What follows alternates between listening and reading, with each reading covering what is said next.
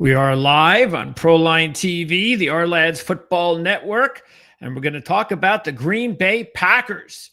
And we did talk about the Green Bay Packers on our Friday Pigskin Report just this past Friday when we went deep diving into the NFC North. A little early, but hey, there's a lot going on in Las Vegas at this time of year.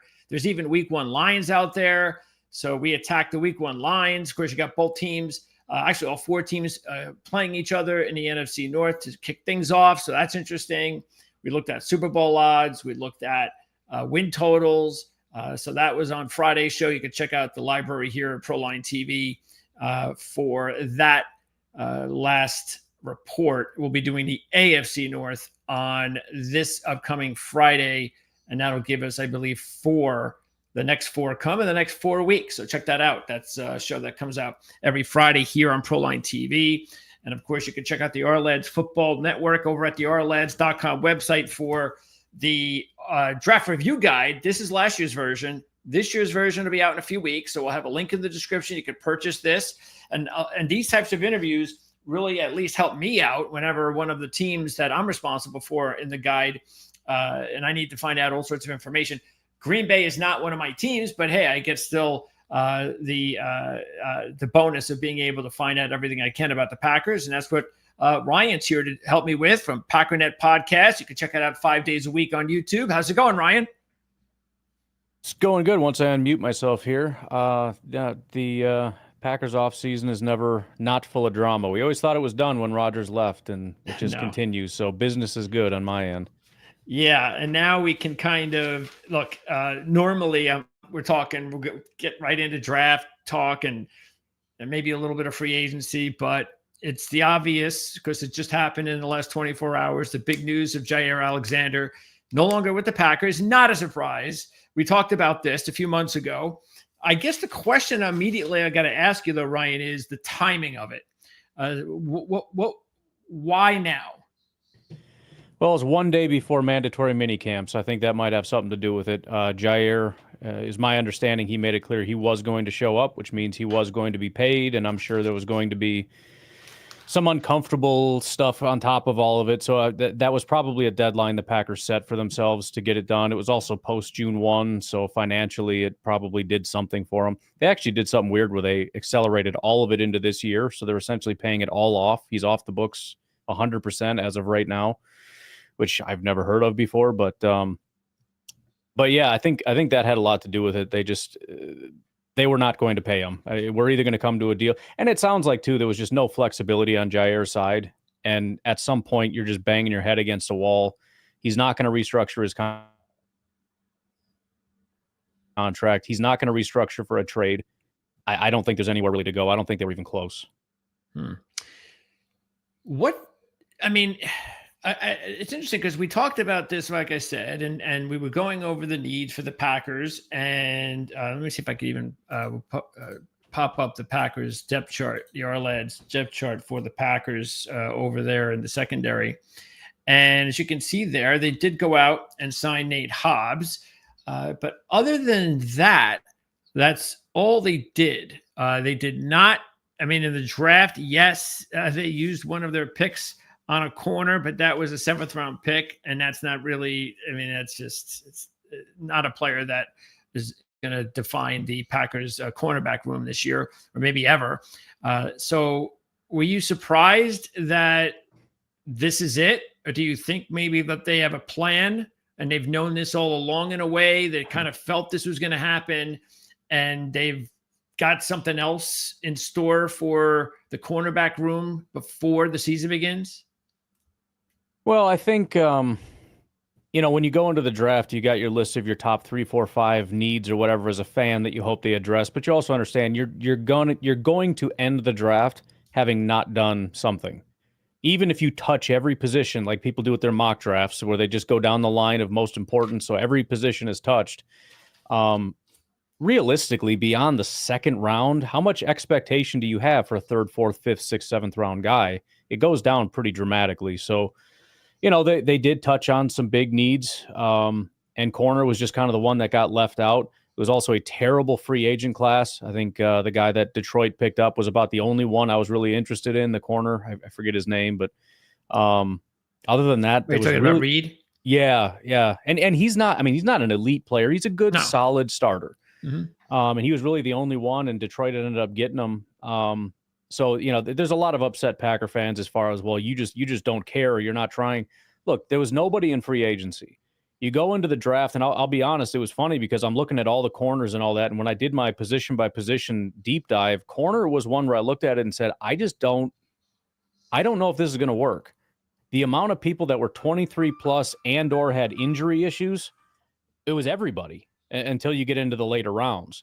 The entire first, second round, and when you're coming off guys like Stokes who had injury issues, you got Jair, the whole injury issue thing. I don't think they want a 23, 24-year-old guy with a busted up knee. I think, some people are talking about Trey Amos. I think maybe was okay, but I think even he had some injury stuff. Yeah. So that was one. I remember when I went through it, I was like, gee, if you're being strict about this, saying the Packers need a guy that's, X, Y, and Z, there's not a corner. Not until you get, not early, not in the first 2 rounds, there isn't. So I was unhappy to find that out, and I was not super surprised. I was a little surprised they didn't hit on it until, Micah Robinson in the 7th round there. Yeah. But honestly, it's just one of those things. Sometimes it's just how the chips fall. It's not, everyone assumes everything's some big conspiratorial plan. Like, why didn't they draft corner? Because a good one didn't fall to them when it was their turn to pick, I think is the honest answer. Yeah, I think, and again, I'm not deep diving into the Packers draft or anything like that. Because like you said, it's their board. Right. And maybe, because I'll zero in on just the 2 players then, where I would think maybe fans might have said, well, why didn't they try to get someone here? And Sure. That would have easily, in my mind, been round 3 when you double down on receiver, and round 5 when you double down on edge. Yeah. Those were definite positions of need. We talked about that a couple months ago. They were 2 of the top needs on the team, including corner. Yeah. But they end up double downing edge, double downing on receiver, do nothing with corner, and then their top corner basically leaves. So that's why I guess I can see some frustration by the fan base. Yep. Unless, again, my initial question is, unless, of course, maybe they prepared for this and they have a plan, and we don't know what that plan is. Maybe something will happen. Do you think that is entirely possible, or are you pretty confident that they're probably not going to make any major moves at this point, and this is going to be their unit? I think the other thing when you're going into the draft is you kind of learn how we all think a certain way. It becomes a big group think out here in draft land during that time. We don't really know how the team feels, but you kind of learn when things go on. And I think the 2 things we had to kind of recalibrate, I think genuinely, it's hard to tell because coach speak, they're always going to talk up their team, but I think they genuinely like their corners, especially Keyshawn Nixon more so. They did pay, Hobbs. I don't know how impressed by him I am, but they paid him decent money. They didn't pay him to be a backup. They want him to come in, be a starter.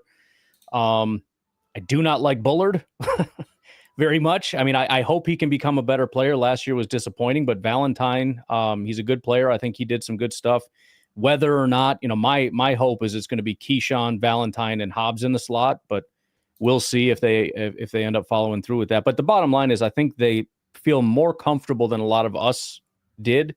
And I think the one thing I really realized is they really, really did not feel good about the receivers. I wasn't sure about that, but you really got the impression that they just felt like this is never going to work with the guys we have, and we really need to go hard at receiver to fix this. Even when you start talking about some of the issues and talk about Jordan Love, Matt LaFleur is very quick to turn around and go, yeah, well, there were a lot of drops and there were a lot of mistakes. And so I think it was just kind of a thing where we learned how much and how desperate maybe they were to really attack the wide receiver position. Yeah, and I guess I was a little bit surprised by that because it looked like that there was talent there that just wasn't the number 1 guy. Right. But hey, they feel differently, and they're the ones that should know best.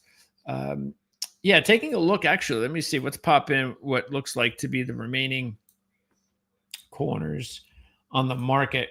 Obviously, the biggest name people probably have already inquired about is Stephon Gilmore. Matter of fact, he still could go back to the Vikings. So that's interesting, considering, of course, it's a division opponent. Sure. Have you heard anything at all? Because none of these other corners here, hit the needle. I mean, Kendall Fuller, he's somebody that's always interesting as a one-year rental. And Gilmore, those are probably the only two names. I mean, you do have Asante Samuel. I'm not sure what he has left in the tank, talent-wise. So yeah, there's not a lot here. Of course, we haven't even ventured into any potential trades. So would have you heard anything at all about any of these veterans, including Gilmore? No, I've heard a lot of screaming and speculation from fans, but my perception right now is, again, fans feel like this is disaster and you have to do something, and the Packers are going in saying, we like what we have. If we go on and there's an injury or things don't seem to be working out with somebody, which would be unlikely because, again, Keyshawn, Hobbs, and Valentine are pretty well established, if nothing else, and Bullard was our starting guy last year. But if something does happen, maybe they'll reconsider. But and this happens all the time.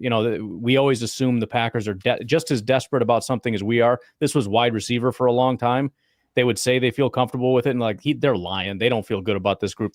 And they do nothing. And it's like, well, I guess they weren't lying. They really do feel comfortable with this group. So I think they like Keyshawn a lot more than fans do. I think they like Hobbs more than fans do, and probably Bullard and Valentine as well. And to their credit, I think the secondary actually did a good job, especially down the stretch in the defense. I don't exactly know how, because they're not the greatest corners in the world, but that was not really a problem for the Packers, especially the last half to quarter of the season. The corners really did a good job. You had mentioned that you thought that Bullard would move back to safety. I had hoped. I think the Jair thing really makes that much more difficult, because now if anybody goes down, he kind of has to step into that role. Let's say it is Valentine and Nixon on the outside with Hobbs in the slot. If Valentine or Keyshawn goes down, Nate Hobbs comes out of the slot, and Bullard, they probably want to slide into that spot. And he may be starting right now. I'm just saying, even if that wasn't the case. So I was kind of hoping with Jair there that it wouldn't be quite as big of a necessity to have Bullard there.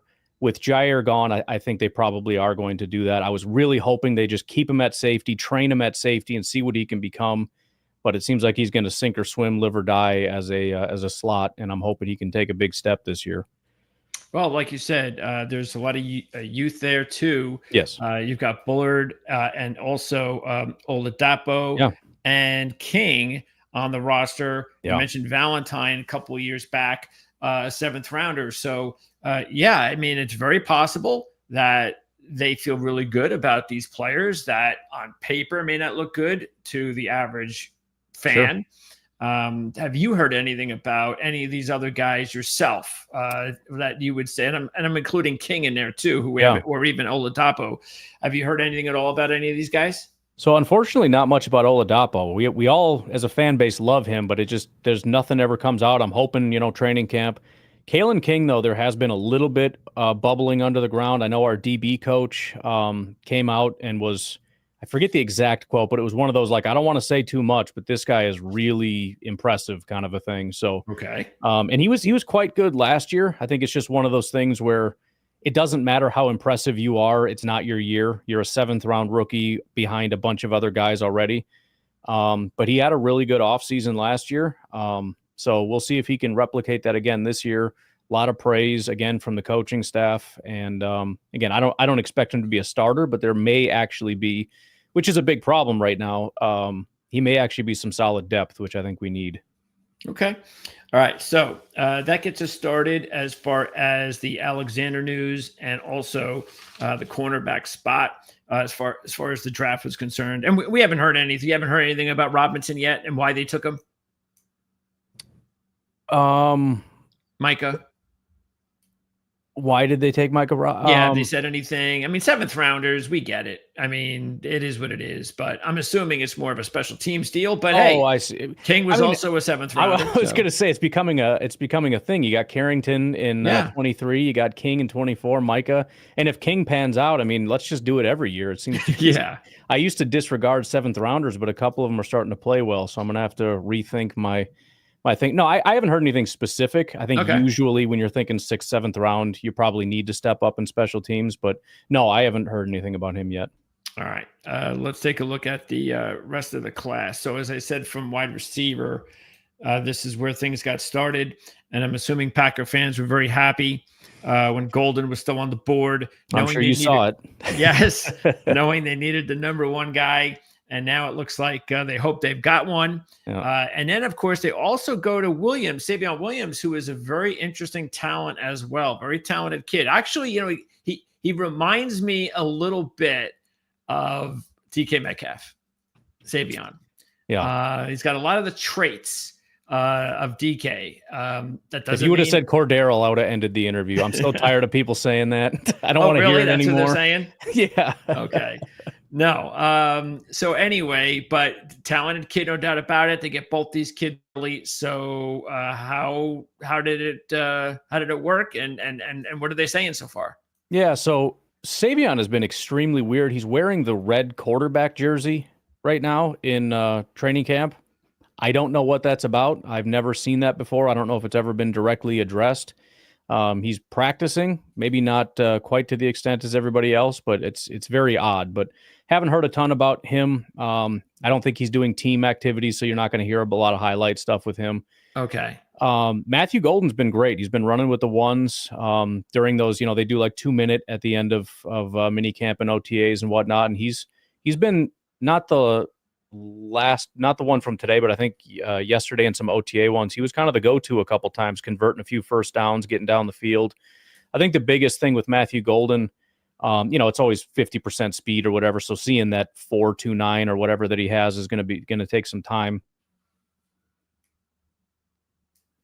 Which, by the way, I don't know if you had talked about this with people, or whatever. I really never felt that I saw the 4.29 out of Matthew Golden. It was the weirdest thing.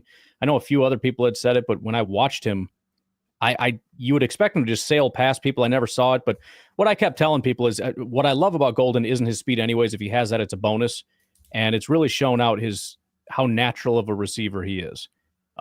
Very crisp in his routes, very good hands, very good body control.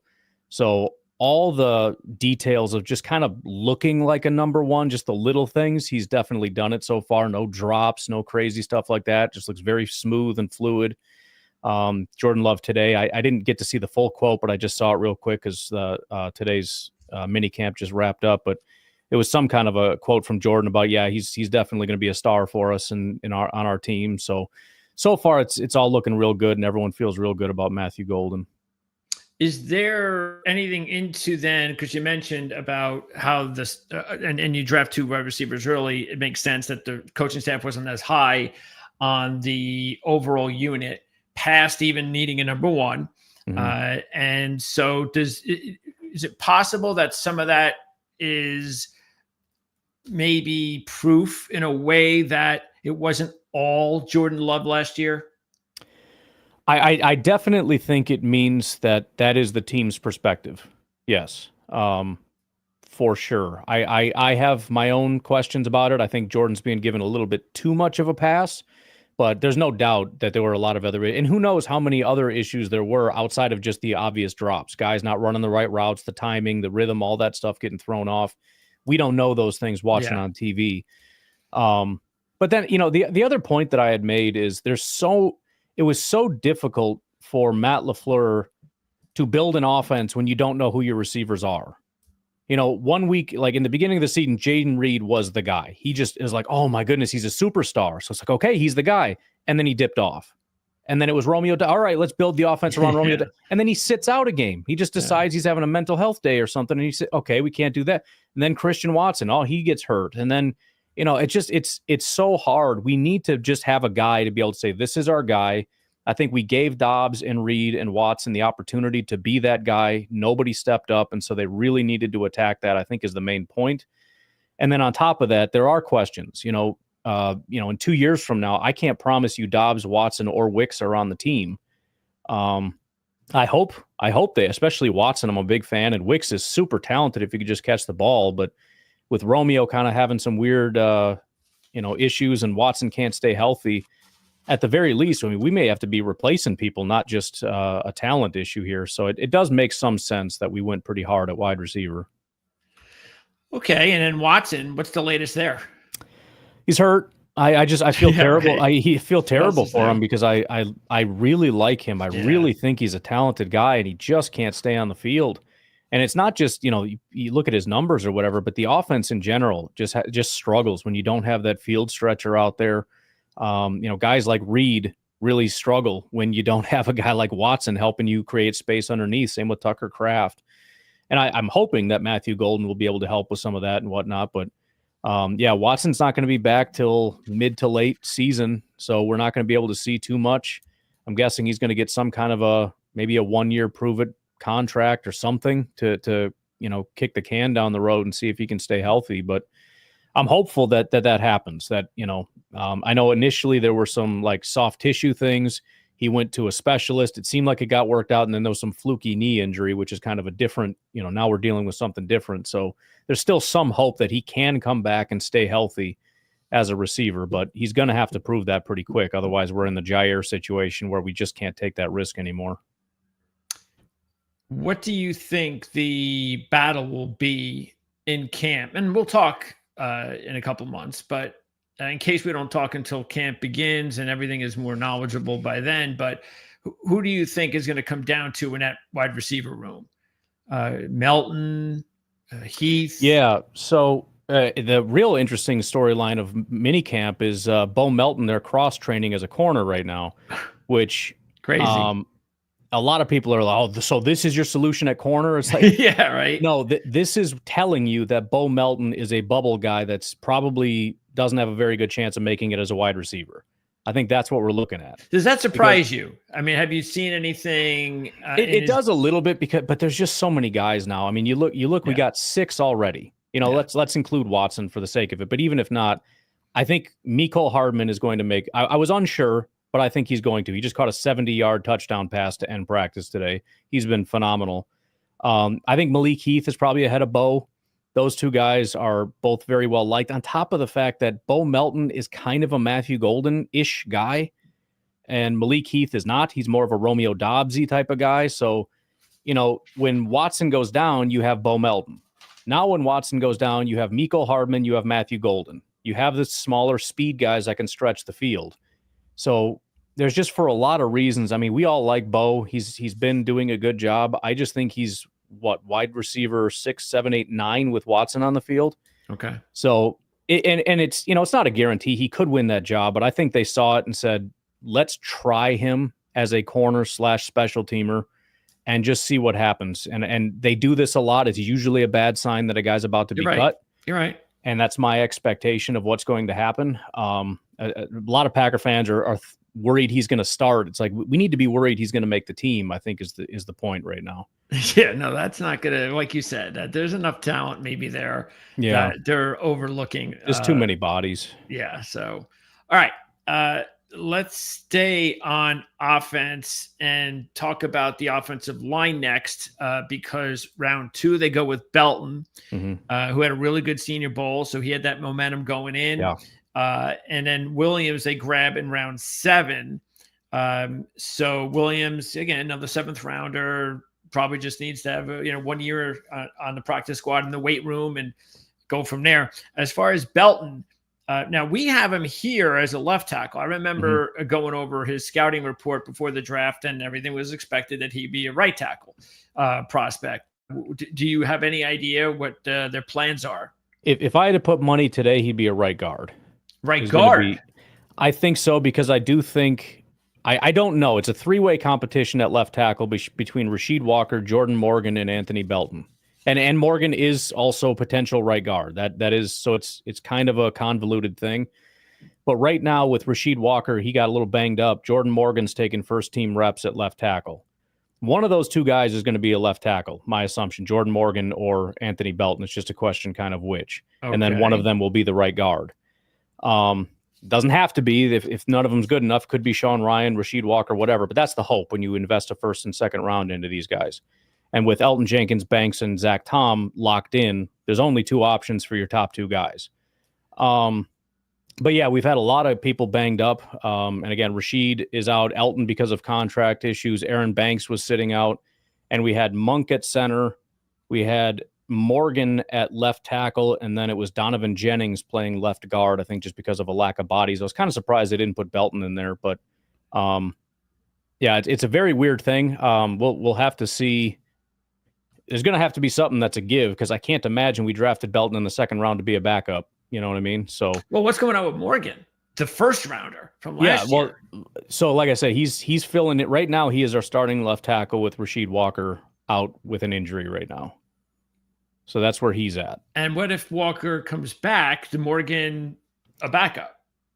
So again, there's a lot of rotation going on, but he has been kind of rotating in at left tackle. They were doing a weird thing at OTAs where center and right guard was rotating between Sean Ryan and Jacob Monk. They were kind of flipping back and forth. So they're really trying to figure this whole thing out. We got to figure out who's playing right guard, who's playing left tackle. What does Morgan Belton do? You know, Rasheed is only a left tackle, and he's fighting an uphill battle here because Morgan and Belton both want that job, and I'm sure the Packers want them both to win that job. Yes. So we'll see. I mean, it's a lot of people really want Belton to be that left tackle, and he may be, and Jordan Morgan may be the right guard. I know that's what he did a lot of last year, but for me, I mean, it's just a aesthetic thing, I guess, with Anthony Belton just being this massive man mover. I would love to have him on the right side as a guard, and Morgan being a little bit more athletic, a little more trim. I feel like I'd like him at left tackle, but that's not a very deep analysis. That's just kind of where off the top of my head I feel like they should be. But we'll see. We haven't gotten a ton from Belton yet as far as what he's been working on. He has done some left tackle, but that's just kind of where I would put it. My second guess would be Belton left tackle, Jordan Morgan at right guard, kind of like you have it there. But we got to see. It's a very wide open competition between few guys. And you basically have the same feeling with both Belton and Morgan. Then it's like left tackle, right guard. Yeah, exactly. Yep. Okay. Yep. All right. Well, with Sean Ryan and Rasheed Walker trying to fight for their jobs there. And from what you've seen from Walker and Ryan at this point, as a fan or someone just knows the team and knows the coaching staff, it's really in the Packers' best interest that Belton and Morgan live up to their draft status and win those jobs. It would be nice. I mean, Rasheed Walker can be upgraded. My thought is he's a solid enough pass blocker. The run blocking doesn't exist. Okay. And the Packers really need that. My fear is you go get a big Anthony Belton to help with the run game and you lose something with the pass, which you can't do. You can't go backwards with that. And Rasheed is quite a good pass blocker. Sean Ryan isn't great, but he did take a step from year 1 to year 2, and this is going into year 3. If he takes another step, it's a pretty interesting conversation. If he doesn't, then yeah, he's a backup. So, okay. Hey, I mean, obviously, obviously it'd be ideal to have a first and second round guy just come in, be a Zach Tom at their position, and just really get this offensive line going. Yeah, and then it makes your depth better. If 100%. Ryan and Walker are backups, that doesn't mean they're bad players. It just means that more talented players beat them out, and that's a good thing. It's a good problem to have. So what's Jenkins is the interesting one, of course, because he's had this banged up history. So is that just one of those things where that's why they drafted Monk, and he's really just the insurance in case Jenkins can't play? I think so. Yeah, they got a lot of guys, but they're kind of running out of center options, especially now that Jenkins was their backup center and now he's playing center. I don't know who else, aside from, like I said, they're cross-training Sean Ryan, who else they even have that can play center, with any amount of history at the position. So, yeah, Monk is our one sort of designated center. Elton Jenkins, they have some really big plans. They've been talking about him as a center for a really long time. We do have a contract dispute going on right now, which is why he's not practicing. Essentially, he got moved from tackle to guard. So when he got his big contract, it wasn't as big as it could have been because they just shifted him. Now they want to move him to center, and he's saying that's fine, but I don't want another pay cut. I need some assurances here. So that's kind of what they're working through is, I'll be a team player, but I'm not looking to take another pay cut here. Okay. And then Banks is probably, well, not probably, definitely the top offensive addition as far as the free agents are concerned. And you said he's a little banged up as well, but other than that, I think it's all minor. None of these are major, but they're all just kind of, off on the side riding bikes right now. But yeah, he's about as locked in as anybody else on that offensive line for that left guard spot. Okay.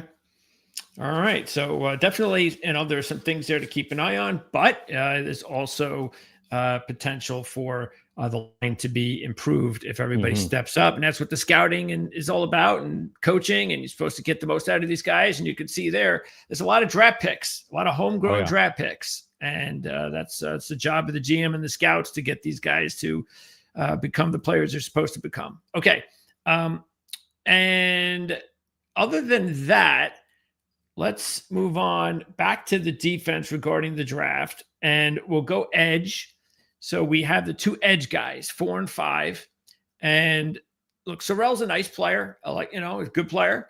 But Oliver's the one that intrigues me the most. Yeah. Because I remember watching and hearing about Oliver when he was a freshman at Oklahoma State. And you just had the feeling that after what you saw as his freshman season, wow, when this guy comes out, he's going to be a beast. And then they changed him around a little bit, linebacker, and, he wasn't playing just as a pass rusher. And they've kind of gone back and forth there. So I don't know whether that hurt his draft stock or not. But the fact is, I still got to believe now that he's in pro hands, that he's going to be a pretty good, nice little player to get in round 5. Yeah, I'm kind of in the same boat. Baron Sorrell kind of has like a Brenton Cox feel to him. He's got a pretty high floor. I'm not sure how high his ceiling is, but he just looks like he's built for that job. He's a good, solid, down defensive end that shouldn't be terrible and maybe will be good. Everybody really likes the guy. The whole draft story was fantastic. Colin Oliver is real. There's several things that happened this year that you can just tell the Packers are kind of evolving in certain areas. This is one of them. They never would have touched a guy. I mean, since the Dom Caper days with Clay Matthews and whatnot, they never would have touched a guy like this to play as a defensive end. Just being an undersized designated pass rusher type. They've talked about cross-training him as an inside linebacker as well. Don't really know the status on what they're planning on. I think to start with, he's a pass rusher, and then we'll build on that and see where that goes. But the comment that was made essentially was the way the NFL is evolving with the ball coming out so quick, as much as we need the big guys to be there to compress the pocket, you got to have guys that can get to the quarterback fast, or you're just never going to affect the quarterback with the ball coming out so quick. So we want to start kind of experimenting or moving in the direction of finding guys like Oliver that are just pure speed guys off the edge, which he is, to play that sort of designated pass rush role. So I don't know exactly what that looks like on a Sunday. Do we keep him on the sideline till 3rd and 15 or how that exactly looks? Or maybe they want him to be a linebacker and you just kind of slide him off the edge, when it gets to be that position. I'm not really sure, but he is a very intriguing piece. And, as far as going back and watching a guy's highlights, it doesn't get much better than Colin Oliver. That guy was a monster. They say anything about the reason that they drafted Sorrell first? They wanted some more edge depth. Yeah. I mean, they do talk a lot about, character and culture. And they said Barron was a very, very high character culture kind of a guy. Good scheme fit, I think, for what they're looking for with Jeff Hafley. And, that is kind of a question because all these other guys were running that 3-4 scheme with, Gary Van Ness and Igbare and all that. So it's kind of good to get a couple edge rushers that are maybe a little bit more built for this. But I do think he's a little bit more, safe, whereas Colin Oliver's a little bit more of a wild card, as far as the floor, significantly lower. This may just be a complete bust and it's just not going to work. But it'll be a fun experiment. I'll be very interested to see how they use them and if it ends up working.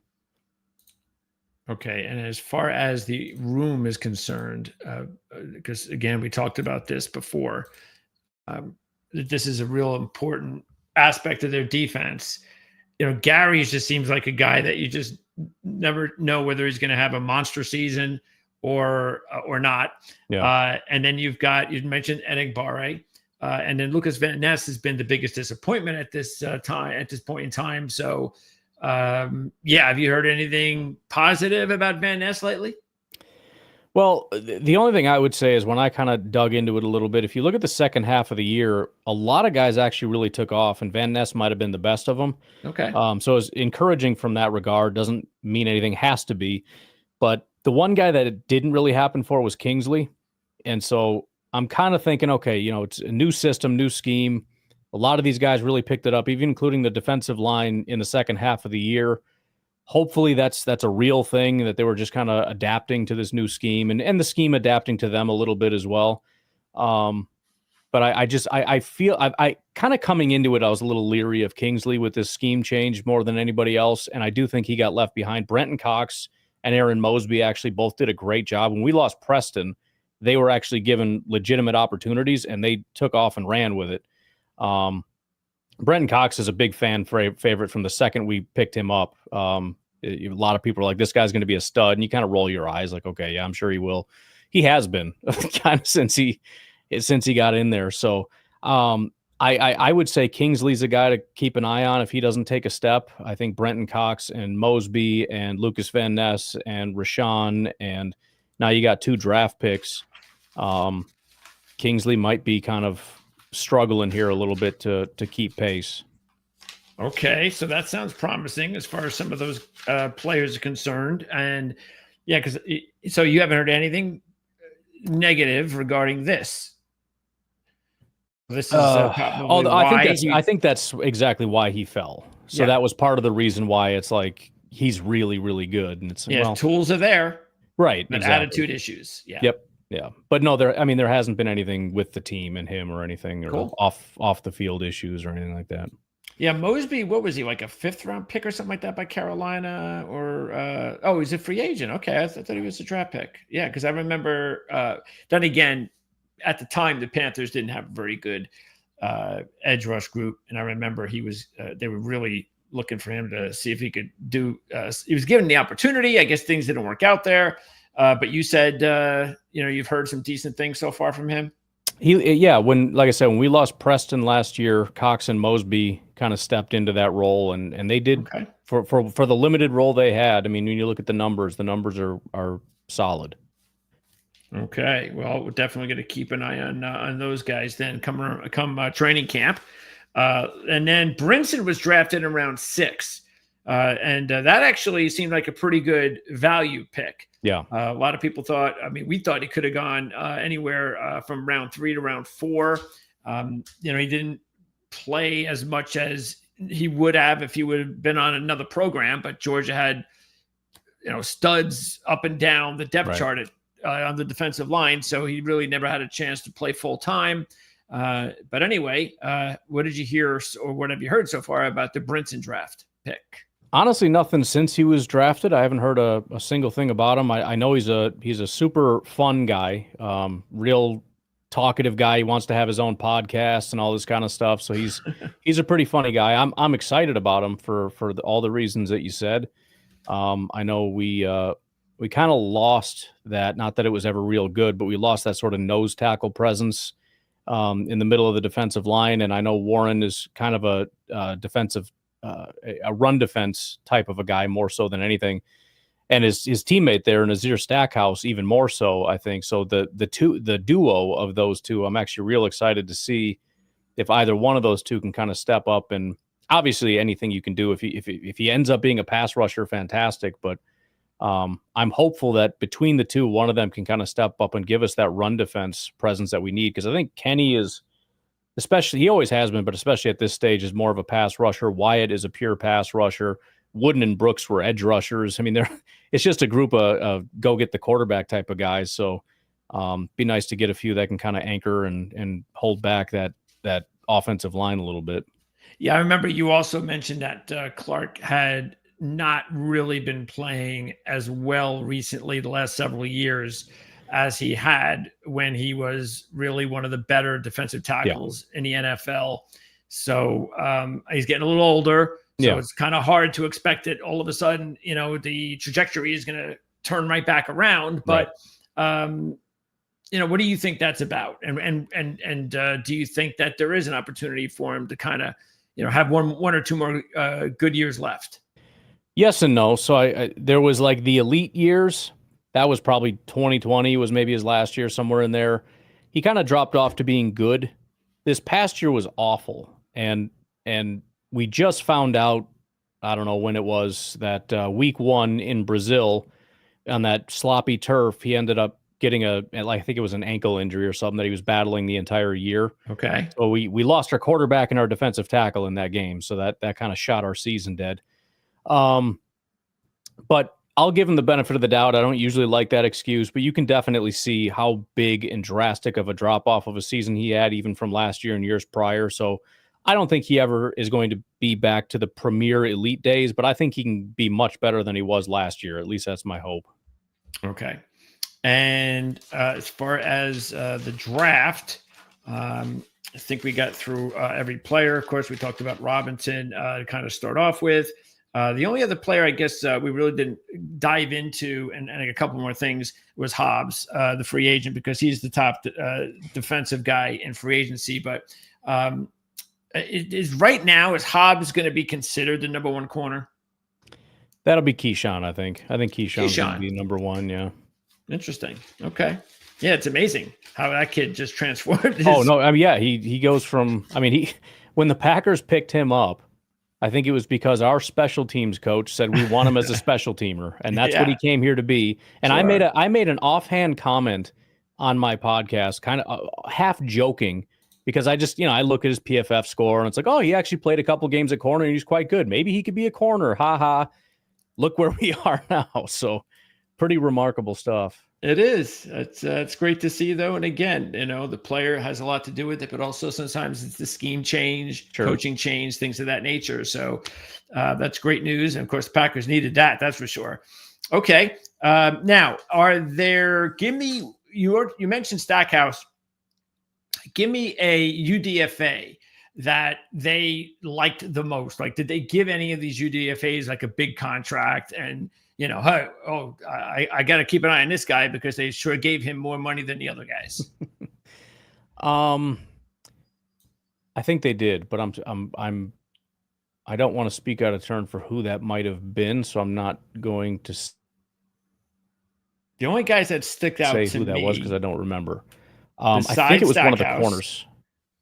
Okay, so Kaiser Brown or Baldwin or Herring. Okay. I'm not positive. I'll give you a name either way because I think it's intriguing if I can just figure out which. I'm looking at the same site you are. Is it Kaiser? I think it is. Could be. Yeah, Kaiser is somebody that's got talent. Kaiser Brown is the one guy that I haven't heard a ton about him, but I'm very intrigued by him because he's 223 pounds. The guy's built like a linebacker. So I'm really hoping that guy can kind of step up and do something cool because he is a very unique and rare human being. Yeah. And again, also the position that would be if you're going to have any player that's going to come out and perform above expectation, you definitely want it to be a corner. Right. In this UDFA class. Yeah, I mean, Stackhouse was the one that, to me, you know about him more because of Georgia. Exactly. Cooper, Minnesota. I've heard some things about him. Sam Brown has got talent, but I've also heard some really bad off the field kind of stuff about him. Boy, it seems like the Packers, they just don't care about that off the field stuff, do they? I mean, I know you're saying that regarding who was it, the draft pick, that was Sorrell. But do you notice that yourself, that the Packers there seem to be a lot of guys, not a lot, but there seems to be some players on their team that, they're pasts. They don't see Packers. They don't mind. They talk a lot about it and they do get a lot of high character people, but there are a couple times, especially with their affinity for Georgia players. I mean, they got, Devontae Wyatt. He had some off the field stuff. Quay has had some kind of personality stuff. Some of those Georgia guys can be a little rough around the edges, but they've taken a few flyers on a few guys, and I don't know that it's ever really come back to bite them. Not with those players. It ends up maybe being somebody else. I mean, Wyatt's been fantastic so far, but It is very one all or nothing, I guess. Now that you mention it, when I think about it, there's a couple not great character guys, and then everybody else is super squeaky clean. By the way, I think it was Jonathan Baldwin is the guy that got a little bit of extra money. Okay. That's the Tulane guy. Oh, UNLV guy. Okay. Yeah. Very nice. Jonathan Baldwin. Keep an eye on him from UNLV. And I know they had some interesting players come out this past year. They had a lot of success the last couple of years. The coach is gone now, even though they just added a nice new coach there at UNLV. So that's a program on the rise. Okay, so we'll keep an eye on him. Special teams, Hardman, that was a big move. Did they bring in Hardman mainly because of special teams, or because he could also help in the receiving game? That I don't know. There's a lot of debate about that. I was excited about his speed. A lot of people wanted to shoot that down immediately and say, well, they didn't use him for his speed. He's a gadget guy. And it's like, well, if you go back far enough, they did. And so is it a speed thing? Is it a gadget thing? Is it a special teams thing? I don't know. I think maybe that we drafted the 2 wide receivers because we had gotten Mecole Hardman before that. It might kind of push him maybe a little bit more towards special teams than maybe he was if they had kind of neglected it a little bit, if the board fell a different way.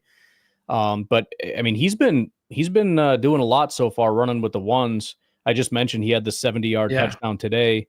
But I had kind of made a couple comments that every touchdown attempt, I think he had a touchdown with Malik Willis yesterday to win in the 2-minute drill. And then with the ones, they threw a touchdown pass to him, and Elton, the linebacker, got to him. So 3 attempts, all 3 of them going to Mecole Hardman. If nothing else, he's becoming kind of a red zone target. So, I think whether they're pigeonholing him or not, he's kind of making a name for himself as making it as a wide receiver right now. And is Whelan definitely going to be the punter? As far as I know, he is. Yeah. And Hale did pretty well today as well, but I don't think it's a real competition. I think McManus is the guy. Oh yeah. McManus, he had actually a really good year. He had a fantastic year. I think it was one of his best. I have to tell people, like, don't expect him to ever have a year like that again, because that's unfortunately about as good as it's going to get. But you think the punting situation's okay? Because obviously they don't have anybody in there. Exactly. So they didn't even bother to bring in competition. Okay. All right. So there you go. A lot for us to chew on here between now and training camp. And you've got the show still 5 days a week, Ryan? 5-ish, 6-ish, 7-ish. 6-ish, 7-ish. Yeah. I've been slacking and taking a couple days off, so it might be down to 6. I've been taking my Sundays off. Okay. Very nice. Shame on you. You should do I know. that. Failure. Okay. Excellent. Appreciate it as always, Ryan. And again, in a couple of months, we'll know a lot more what's going on here with the Packers. And it just seems like it's going to be a very interesting and fun training camp because there's a lot of news and keep you busy. That's for sure. Yeah, it's weird having so few answers for you on a lot of these, but it really is like these are kind of the questions that we're going to have to address when training camp rolls around, I think. Yeah, and maybe not a surprise because I think there are a lot of people that are questioning what's going on with the Packers. And I know you could start at Jordan Love, and I completely get that. But I expect him to look more like the guy from 2023. And if that happens, then it's just up to the rest of the team to pick it up. So, but it's a division that's there for the taking in a matter of speaking, because of the fact that Detroit's going through a lot of changes, and so is Minnesota. So, it's a great opportunity for the Packers, and we'll see. We'll talk more about that again in a couple of months.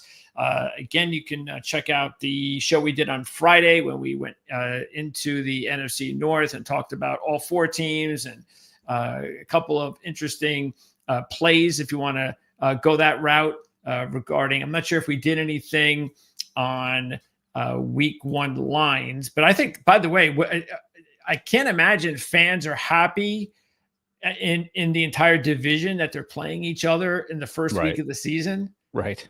Yeah. I wasn't thrilled to see that. And at the end of the season, it's all smashed. We got 1 Lions game. We don't see a single division opponent, and then it's all division rivals at the end. In fact, we've got Chicago Bears 2 games in 3 weeks. It's Bears, somebody else Bears again. It's the most ridiculous schedule I've ever seen. Oh, so you're playing the Bears. You'll be done with the Bears in the first month.